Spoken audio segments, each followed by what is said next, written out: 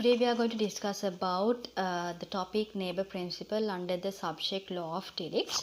The reason for me to choose this particular topic under the subject law of delicts is that many questions based on neighbor principle have been asked many times in the past question papers. For example, 2015 October 8th question, 2017 October 5th question, 2018 October 6th question, 2019 April 3rd question, and 2019 October 8th question.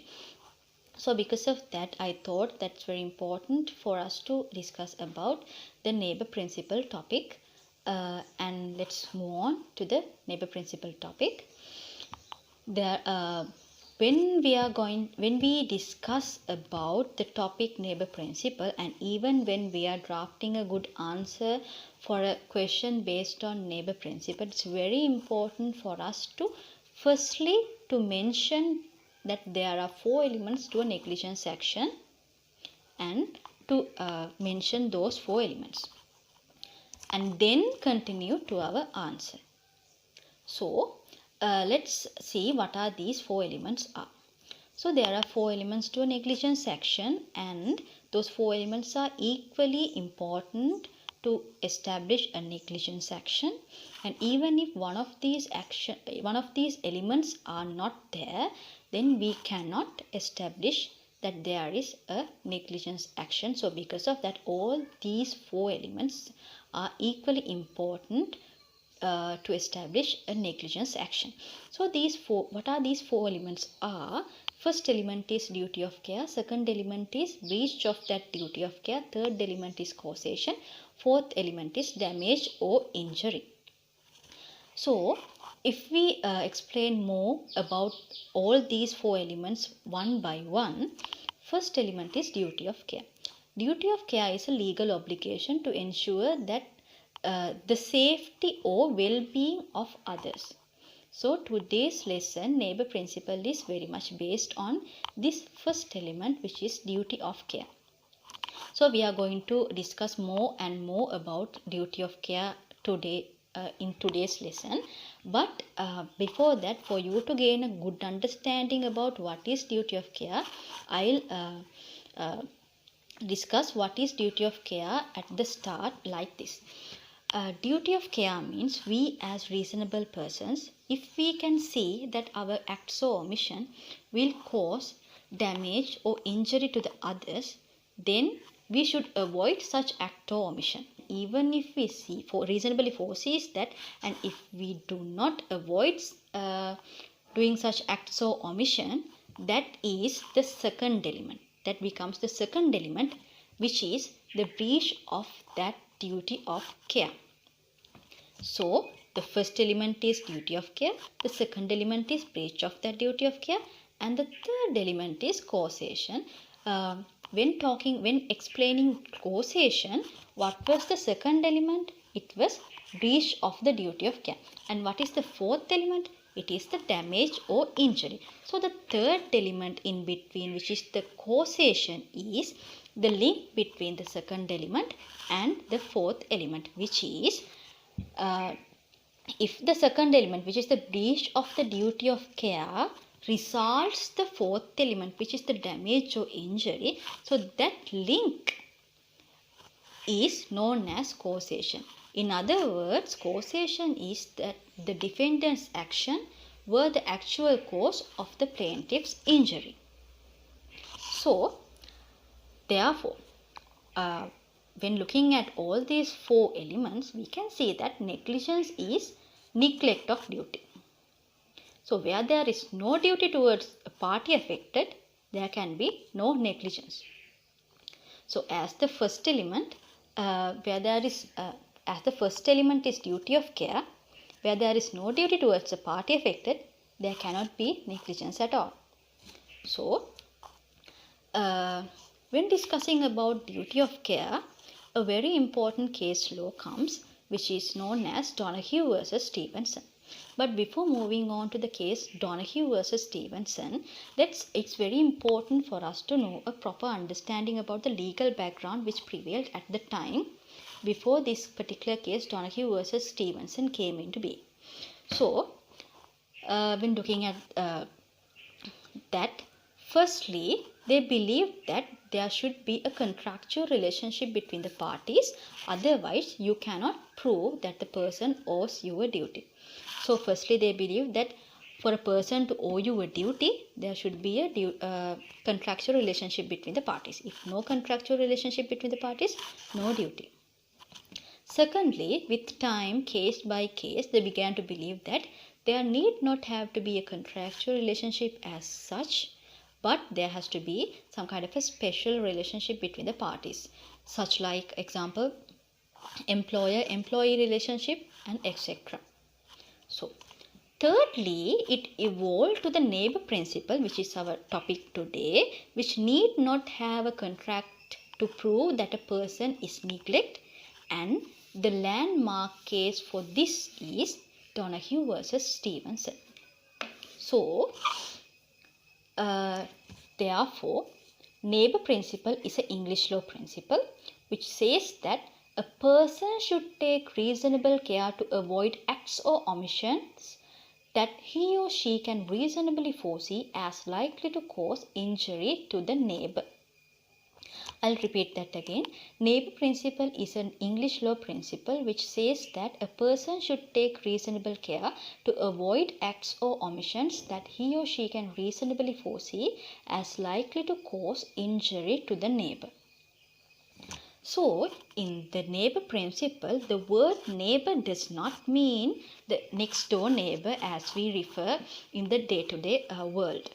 So, what is the word neighbor means and include in neighbor principle are all the persons who are so closely and directly affected by the acts that the actor or doer of the act reasonably think of when doing the act or omission in question. So, the word neighbor means and include all persons who are closely and directly affected by the act that the actor or doer of the act reasonably think of when doing the act or omission in question. We should clearly understand that word. So, this standard was set out by Lord Atkin while elaborating what is duty of care in the landmark decision, in the landmark case Donahue versus Stevenson. So, let's move on to the case Donahue versus Stevenson. First, let's look at the facts of the case. In brief, the facts of the case is that Mrs. Donahue's friend purchased her a bottle of ginger beer. Both of them were at a cafe and Mrs. Donahue's friend purchased her a bottle of ginger beer. After consuming some beer, friend poured the remaining beer to an ice cream tumbler and then a decomposed nail floated out of the bottle. Then Mrs. Donahue claimed that she fell ill from the sight of that snail and she complained of abdominal pain. The ginger beer manufacturer was Mr. Stevenson, who ran a company producing ginger beer and lemonade at a place close to the cafe, which Mrs. Donahue and her friend were. So, after all these happened, these were the facts of the case. After all these happened, Mrs. Donahue claimed that the beer manufacturer owed her a duty of care. But, as we discussed earlier, the law regarding negligence, the law regarding duty of care at that time was very narrow and invoked only if there was some established contractual relationship between the parties. For example, before this case Donahue versus Stevenson came into being, there was a case known as Mullen versus A.G. Barr. And in that case, it was involving two children and a floating mice, just like in this case. So, in the case Mullen versus A.G. Barr, it was held that in the absence of a contract, a manufacturer owed no duty of care to a consumer when putting a product on market, except if the manufacturer was aware that the product was dangerous because of a defect and it was concealed from the consumer. or the product was dangerous per se and failed to warn the consumer. So likewise, in the case Donahue versus Stevenson, the question before the House of Lords was whether the manufacturer, Mr. Stevenson, or Mrs. Donahue, who is the consumer, a duty of care in the absence of a contractual relationship. So, Lord Atkin, in this case, Donahue versus Stevenson, held that, I'll take the citation, you must take reasonable care to avoid acts or omissions which you can reasonably foresee would be likely to injure your neighbor. Who then in law is my neighbor? The answer seems to be persons who are so closely and directly affected by my act that I ought reasonably to have them in contemplation as being so affected when I am directing my mind to that acts or omissions which are called in questions. That was held by Lord Atkin. What Lord Atkin said was that there is no need to be a contractual relationship to establish a duty. That is obvious, no? The essence of the decision, the essence of the judgment of Lord Atkin was that there is no need of contractual relationship to establish a duty, and the manufacturer owe a duty to the consumers who they intend to use their product. So obviously, in this situation, Mr. Stevenson owe a duty to Mrs. Donahue, who Mr. Stevenson intended to use his product before when he puts the product into the market. So this was the case all about. So when we discuss about neighbor principle, which was originated from that particular decision of the case Donahue versus Stevenson, the neighbor principle have been developed in two major cases, which are namely Hedley Byrne versus Heller and Caparo Industries PLC versus Dickman. So, the next major development in the neighbor principle came from the Hedley Byrne versus Heller case, which concerned a neglect statement made by a bank. So here also there was no contractual relationship between the parties, but in the judgment they considered the ruling in Donahue versus Stevenson, and the House of Lords held that plaintiff could establish a duty of care only if it could be shown a special relationship subsisted between the parties. So the negligence the neighbor principle has been developed in this case. So thereafter, law on duty of care further developed in Caparo Industries PLC versus Dickman case.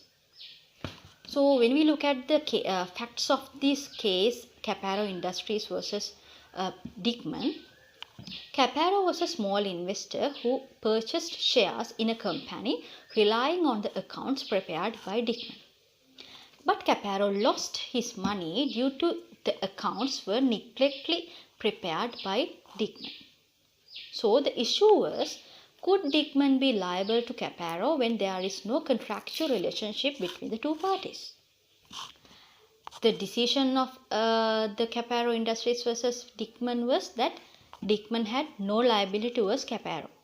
The decision was based on the Caparo test, which says that in addition to foreseeability of damage, proximity or neighborhood are the necessary ingredients which should exist between the parties to give rise to a duty of care.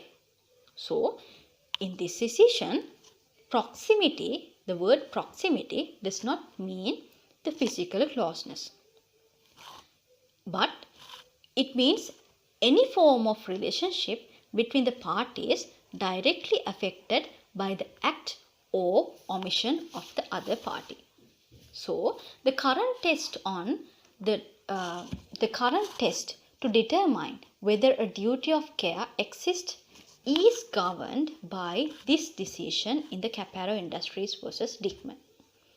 So, Caparo Industries versus Dickman is also a very important case because the current test to determine whether a duty of care exists is governed by the decision. So, the current test to determine whether a duty of care exists between the parties, which was decided by Caparo Industries versus Dickman, is that if the proposed duty of care includes all these three criteria, which are, first one, was the risk of injury or harm to the claimant reasonably foreseeable? Second one, was there sufficient proximity between the parties? Third one, is it fair and just and reasonable on public policy grounds to impose a duty of care? If the answer to all these three are yes, then there is a duty. If court finds that the proposed duty of care fails any of these criteria, then there is no duty. So, we discussed today under neighbor principle 3 cases, which are Donahue versus Stevenson, Hedley-Byrne versus Heller, and Caparo Industries versus Dickman. So all these cases are equally important, and if there is a question based on neighbor principle, you should mention all these 3 cases, and then it will be a complete answer. So I hope that you get a proper understanding about neighbor principle in the today's discussion. So thank you very much.